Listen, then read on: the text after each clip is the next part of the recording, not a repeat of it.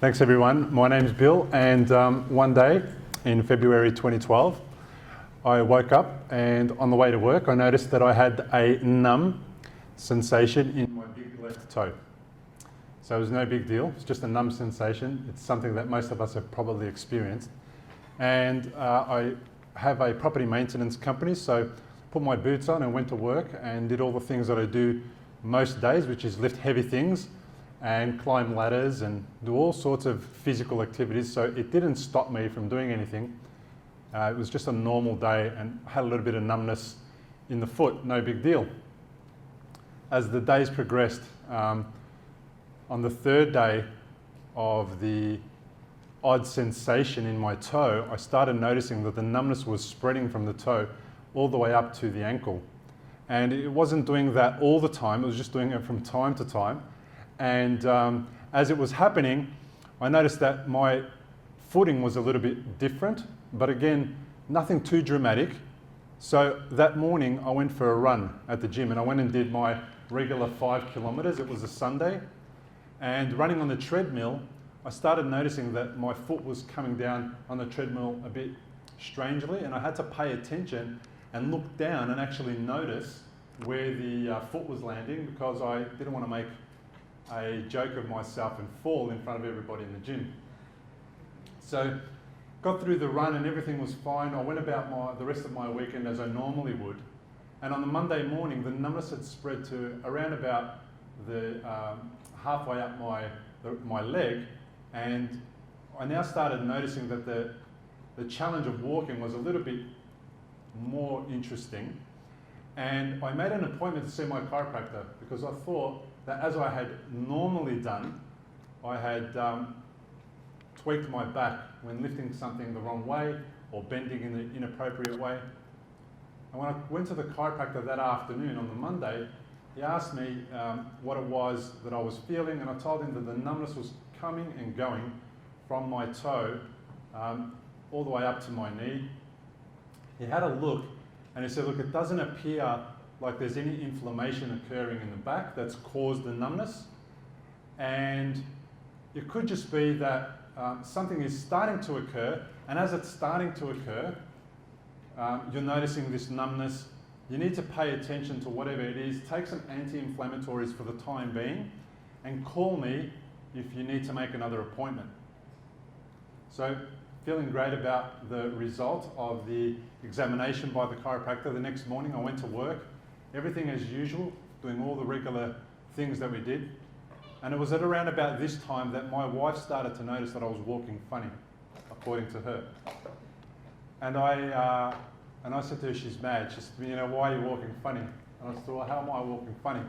And I imagined that she said that I was walking funny, kind of like dragging my leg, or acting like some kind of an ape person. But it wasn't that. It was actually a very subtle difference in my gait that she noticed that I wasn't able to pick up. So by the Wednesday, the following day, now we're into about day 5, the numbness had spread beyond my knee, and it was starting to get to about my hip. And at that time, I started to get a little bit more concerned, although it didn't stop me from going to work, climbing ladders, lifting heavy things, doing 16 hours a day. What was that? Keep going. As a result, I thought that it might be a good idea to make another appointment to see the chiropractor again, because he had to really sort me out. He had to get me feeling good so I can get back to work, because I had a really busy week coming up, and I needed to make sure that nothing was going to get in my way from getting these jobs done that we needed to do, because our clients were a little bit difficult and they were giving us a small window of opportunity to do all our work, and I didn't want to let them down, didn't want to disappoint. So when I rang on the Wednesday, the chiropractor, the person who answered the phone, asked me whether it was urgent. And I said, no, I'm feeling quite fine actually, there's nothing wrong with me other than my leg's numb and I can't feel it. And she said, do you need an appointment today? And I said, well, not really, because I can't get there today. The chiropractor was also busy and booked out that day, and they usually would move appointments around for me if it was urgent, but I told them it wasn't urgent, so it's no big deal. We're going to continue doing what we normally do. A couple more days had elapsed before I was able to get to the chiropractor now on the Friday, which is when I made my appointment.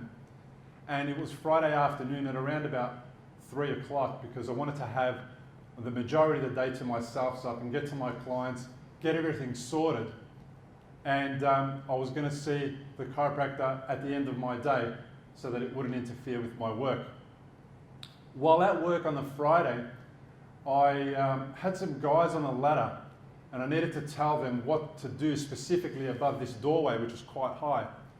So I went to climb the ladder, and as I was climbing, I noticed that my left leg would slip off the ladder, and I couldn't actually make it stay on the bottom rung to begin the climb.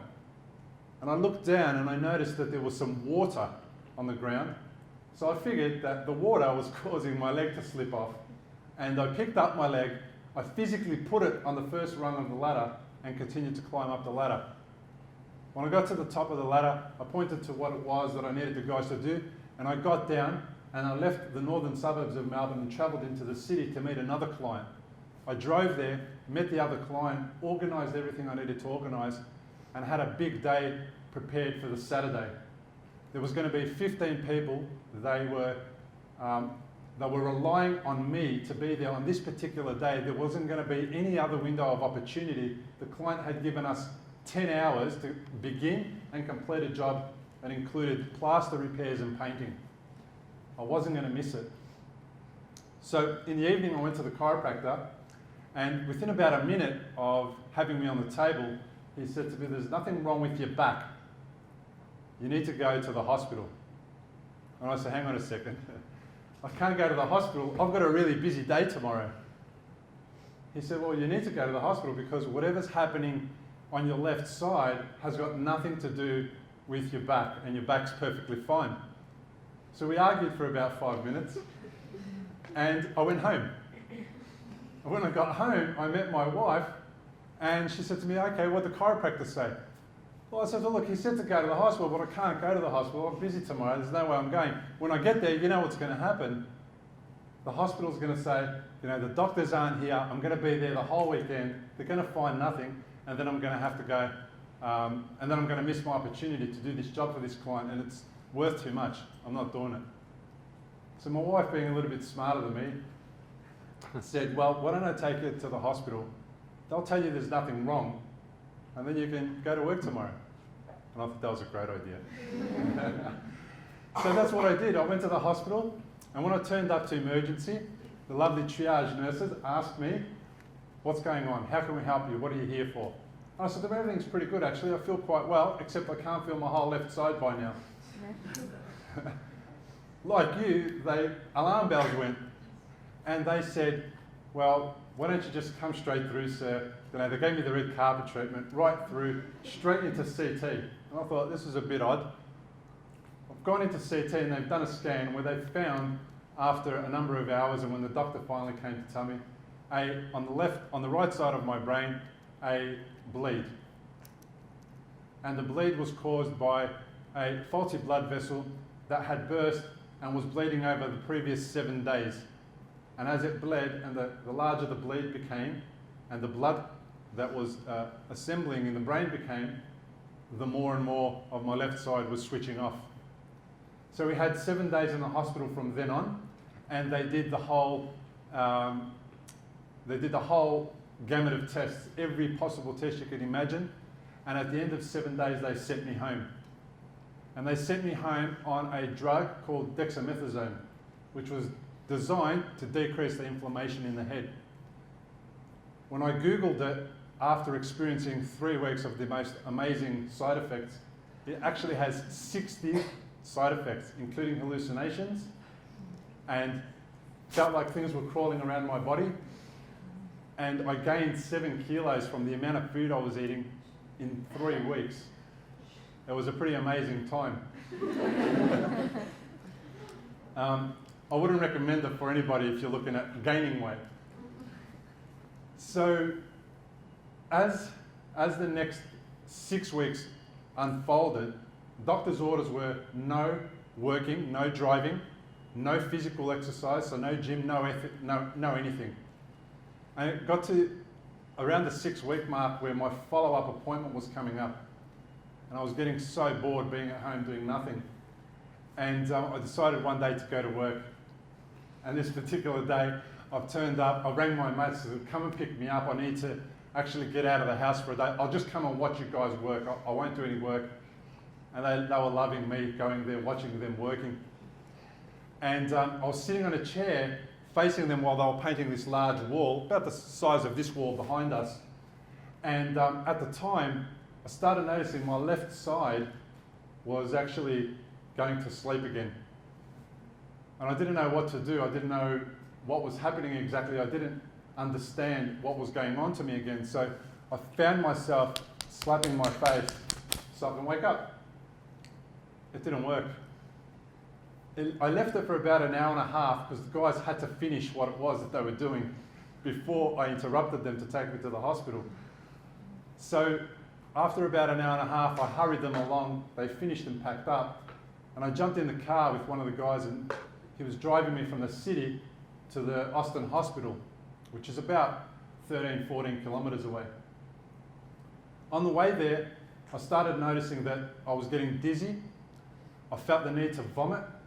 I had become white, and I needed to throw up. And I asked the guy who was driving me to pull up and let me go and throw up so I didn't throw up in his car.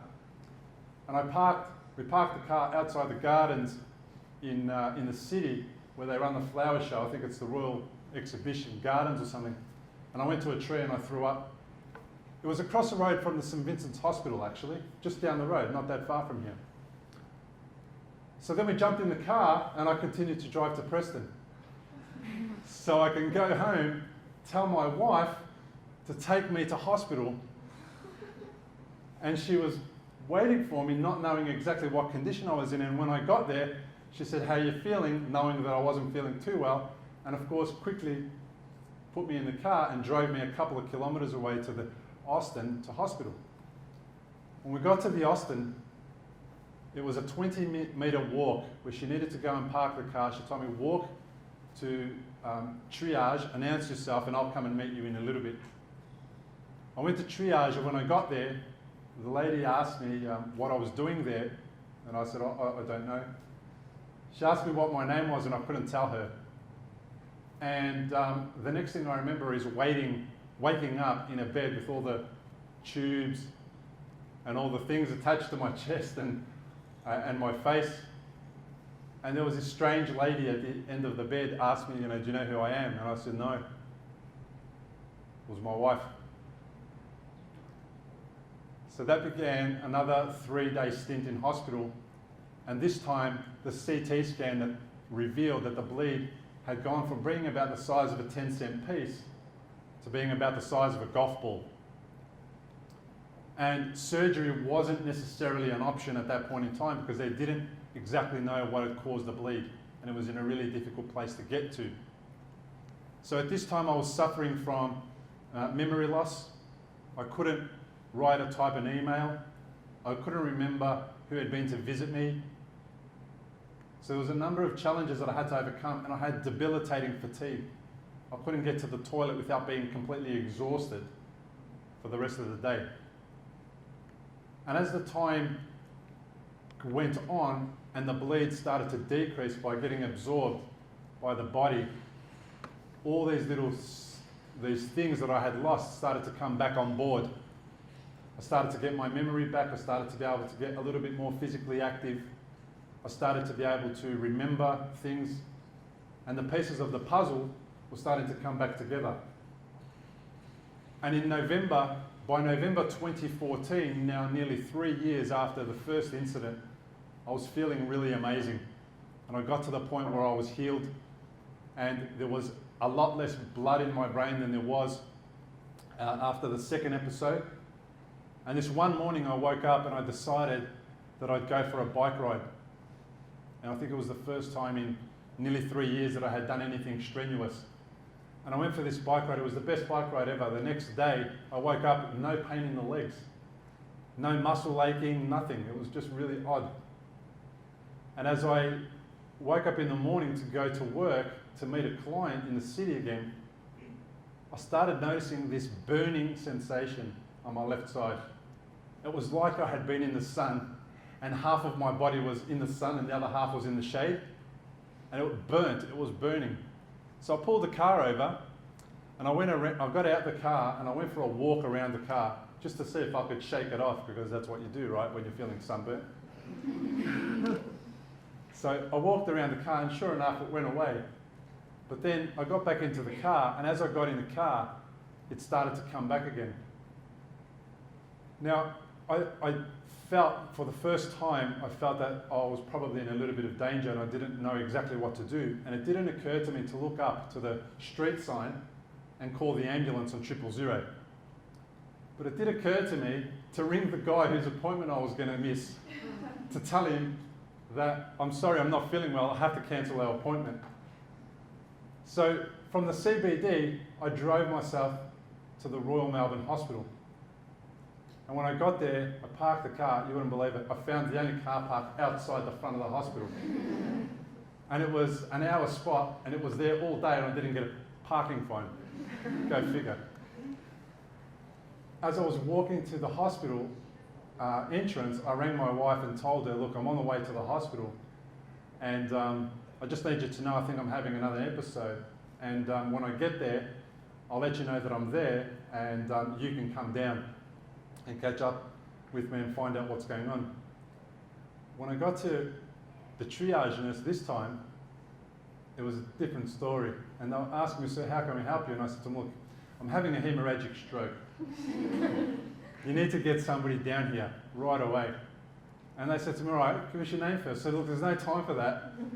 Get me in, I need a scan, get me in straight away. So look, give us your name. Finally, they got my name out of me. They brought up my history because I had transferred all my paperwork to the Royal Melbourne. And they wheeled me back into CT really rapidly, the red carpet treatment again. And this time, when you go into a radiology room for a CT scan, there's only a couple of people hanging around, checking you out, making sure that everything's okay. This time the room was full. There was 15 people in there wondering, let's have a look and see whether this guy's actually bleeding on the brain like he says he is. Otherwise, they probably thought I was on some kind of drugs, right? Well, it turns out I wasn't on any drugs, and I had the third bleed in my brain. And a little while later, I was visited by my surgeon, and this time she said, you're not going to be able to get out of surgery this time. The danger has shifted away from, you being okay not to have a surgery, and as a result of that, we're going to have to operate. Are you okay with that? And I agreed to surgery in November 2014. It was around about the 25th, I think, and when I woke up after surgery, I couldn't walk. The left side had been affected by the surgery, although the blood vessel was out and the blood was gone. I had proprioception issues on my left side, and we only really realised how significant it was when a small nurse about this big, about 5 foot, and really thin and petite, came to support me to go to the toilet for the first time after surgery. And we got out of the bed on the left side, and I placed my left foot on the ground, and within about 1 split second, she was looking down and I was on the ground screaming because I hurt myself. So that began a process of 1 month of physical rehabilitation, and I was moved to the Royal Melbourne Hospital rehab campus, which is in Parkville, and I went through occupational therapy and all the different therapies that I needed to get through to get my ability to walk alone back, and it took around about 3 months before I was able to get permission to walk to the therapy rooms from the ward on my own. And at that time, I did a whole bunch of different therapies, including we played the Wii to get the coordination right. I did hydrotherapy. I did the standard walking up the steps and down the steps and holding onto the rail. I did balancing on the left foot and the right foot. It worked on the right foot, didn't work on the left foot. Eyes open and eyes closed. Eyes closed was just a weird experience. And on the 23rd of December, I ended up finding myself in a situation where I had exceeded the expectations of all the people that were looking after me, and I went home on the 23rd of December, where they had me booked in until at least the beginning of February. So that began my journey after that for rehab as an outpatient at the Bandura Centre, and also I had a visit from some occupational therapists at home who were able to check out how I was getting around the house, because we have a double-storey unit, so wanting to see whether I could climb up and down the stairs, also whether I could get into the house from the 3 steps from the curb, and whether I was able to get to and from bed, the toilet, cook and clean for myself, because there were times in the day that I was going to be at home alone because I didn't have a carer there all the time. One of the interesting things that I found was the amazing care, the support and the nurturing that I received from the occupational therapists. I had the most unbelievable people caring for me, and the reason I felt that way is because it came from a place of what it was that I wanted to achieve, what it was that I wanted to do, and how I wanted to go about my own rehabilitation. So there was a lot of questions around about whether a certain exercise was something that I enjoyed doing or was even comfortable doing. And if it wasn't, we didn't do it, which meant that I was more committed to doing my version of recovery than I would have been doing theirs. And I'm going to just share a story before I wrap up this part of the presentation and give you a bit of an insight into something that I picked up just purely because I was paying attention to the way that people were speaking. Because I had done some work on myself to understand how I was speaking to myself and how I was going about either interfering with or helping my recovery by the words that I was using. And there was this gentleman, I think his name was Ivan, and we were at the hand session around this table, and he was sitting there and he had a stroke as well, and his task was to pick up a toilet roll, an empty toilet roll, and move it from one side of the table to the other side, to the other side of the table without dropping it, and by balancing it on the short side. So when he was doing that, he was looking at his hand and he was saying, come on you bastard, move. And if you just imagine calling one of your limbs a bastard, how that feels. And at this particular point in time, I'm not sure what it was, but something alerted me to what he was saying, and he was having no success moving his hand. And I just said to him, Ivan, tell me, mate, what would your hand be if it did pick up that toilet roll and moved it? He said, it'd be my friend. So I said, fine. So I want you guys to imagine now, notice the difference between calling your hand a bastard and calling it a friend. So when I asked him to do the same, he then started his next sentence with, come on friend, move. And sure enough, within moments of him saying that, he was able to grab the toilet roll like he couldn't grab it before and move it over and put it in a position where he didn't have much success doing it before. So everyone went up in a roar and he was really excited, and then his friend was really supporting him to the outcome that he wanted. And it was just something that, because of how busy the OTs were, they missed, because there was, I think, 2 OTs to 6 or 7 of us, and they missed him saying that. But everyone picked up on him changing his words and getting the outcome that he needed. So that's not necessarily part of what you guys are learning at the moment, but it's something to keep in mind for the future, because the way you speak to your patients and the way you speak to yourself has an impact on the way that we recover. And that takes that beautiful, caring attitude that we get when we're asked about how we want to do our own recovery to the next level. And it gives us that 1% additional support that we didn't have that makes all the difference. So, nearly 4 years, beyond now 4 years of my stroke journey, I still experience left side numbness, And the more I get tired, the more I notice the numbness on my left side. So it's a bit of a signal for sit down and relax and don't do so much. The left side is colder than the right side, and it feels like this side belongs to somebody else. It doesn't feel like it's my side, because this side still feels the same, and I'm always comparing the two. So it feels like they attached another person's left side to me when I woke up from surgery.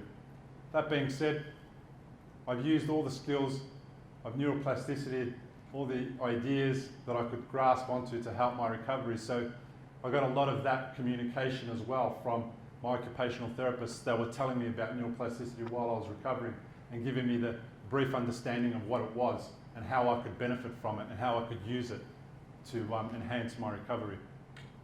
So that's my story about my stroke journey, and please feel free to ask any questions. I'm happy for you guys to ask anything at all.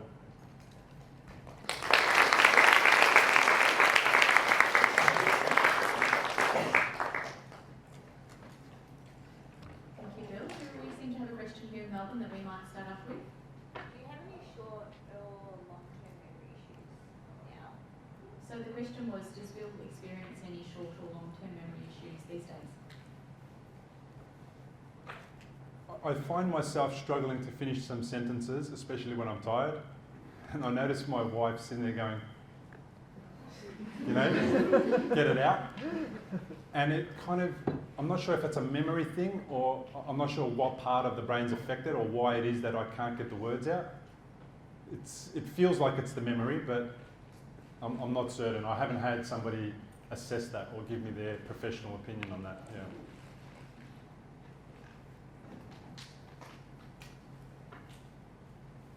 Any questions from, we might check in Sydney and Brisbane, whether there are any questions there? No? Otherwise we have a question in Melbourne. How long after surgery did We have a you question in Brisbane as well. remember who your wife was? Yeah, we'll come to the question in Brisbane. The question in Melbourne was, how long after the surgery or the event that Bill experienced did it take for you to recognise your wife? Yeah, very good question. I don't know. It was the same day, but I don't know exactly because because I kind of either blanked out or I'm not sure what happened between going to triage and then waking up. I don't know what the time span was. It was at least 4 or 5 hours. She's never ever let me forget it. Okay, we can take the question in Brisbane. We were wondering what age Bill was when he had his first episode. I was 37. I had my birthday in June. I was 37 and then 39 the next time. No, 40 the next time. Well, the third episode was it when I was 40. I can't even remember. And Bill, was there a process you went through to get back to driving again? Yeah, it's a bit cheeky. Without asking, about 9 months after the second episode, I jumped in the car and started driving again. And it was around about the time when I was about to see the surgeon again. And I contacted the surgeon after I had been driving and asked whether it was okay for me to drive now, and they said yes. So all in all, I really shouldn't have been driving for the first year, and I was probably driving around about 9 months later. And one of those things, again, logic is one of those things that was defying me, and I wasn't able to make decisions around my own health and safety. And when nobody was at home is when I would jump in the car. Not proud of that, but just one of those things. I think there was another question over here. There's a question at the front here. What is the chance of you having another episode now that you've had the surgery? I'll just repeat that for everyone in other states. So the question was, what is the likelihood of another stroke occurring that you know of? So after the first incident, the likelihood of another stroke was really low, according to the surgeons and the doctors and everyone that I met. After the second one, it was even lower, apparently, because it's very rare that they bleed twice, this particular version of bleed, and 3 times was almost unheard of. They tend to heal themselves and get better. Now that the blood vessel has been completely removed, there is no chance of another bleed.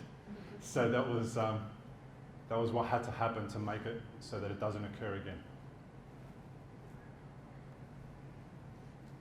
I might step in with a question, Bill, Just if I can. a question from Sydney. I feel like if you could just comment on how important family was to your recovery. Yeah, excellent question. So family is the key to the recovery, other than amazing hospitals, occupational therapists, all the services that we've got available to us. And the reason being is because they supported me in being able to do the things that I had lost the ability to do. So I wasn't able to get around or go anywhere, run any errands, go somewhere that I enjoyed to be. I wasn't able to do any of the things. I had lost a lot of my freedom. So my wife, being amazingly supportive and understanding, was able to manage the kids and keep them sort of calm and let them understand that, Dad's going to be okay, even though she wasn't quite sure a couple of times. And then extended family was really amazing as well. Even the little things like bringing a cup of, bringing a serving of food, or picking me up just to take me somewhere when I had been in the house for too many hours or too many days in a row, really supported me. They also supported me to get to my appointments because I couldn't drive to them. And I'm really lucky to have had such an amazing supportive family. And you don't really realise how good your brother is until he really steps up to the plate when when you really need him. Bill, are you still able to do all the things that you did before the stroke? So the question was, am I still able to do all the things that I used to do before the stroke? No. Yeah. So the property maintenance business still exists, but I do not get on ladders. Getting on ladders wouldn't work because I can't feel my left side, and when I'm tired, even less, which means that I'm very likely to fall off and have an injury. Also, holding tools with my left hand is a bit of a challenge because I can't feel the tool, and sometimes the grip is a bit of a challenge. We have less plates and cups at home these days. So every time I pick up something with my left hand, it could end up on the ground. So there is a few things that I've lost that are not key to my lifestyle or well-being, but they're enough to sort of make it difficult, as well as so physical exercise changed. So instead of running now, I do bike riding and yoga, because I can't do, because the way the left leg goes down is a little bit heavier than the right side, and I risk jarring the knee and rolling the ankle.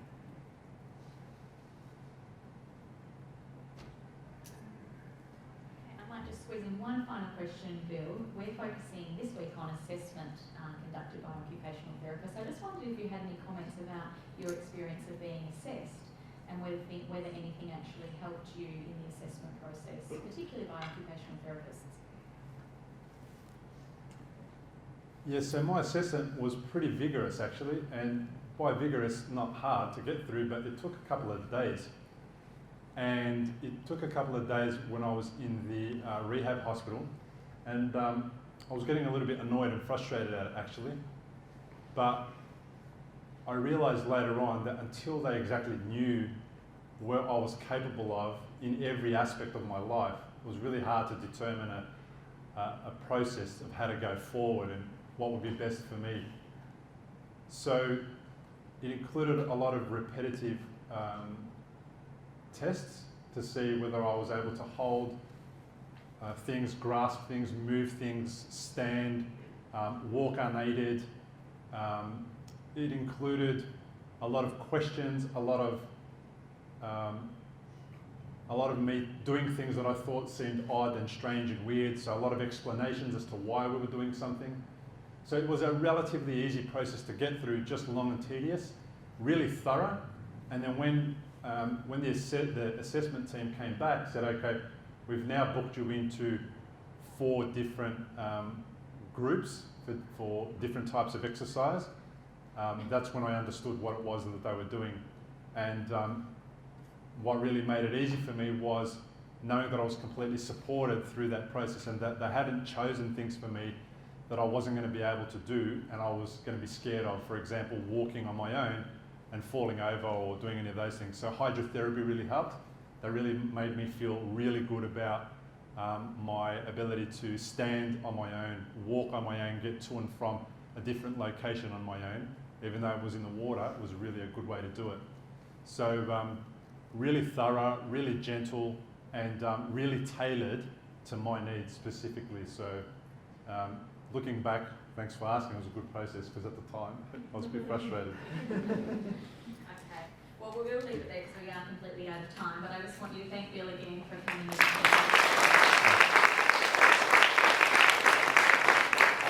Thank you everyone, I hope you enjoy your tutorial this week, and just a reminder for Melbourne.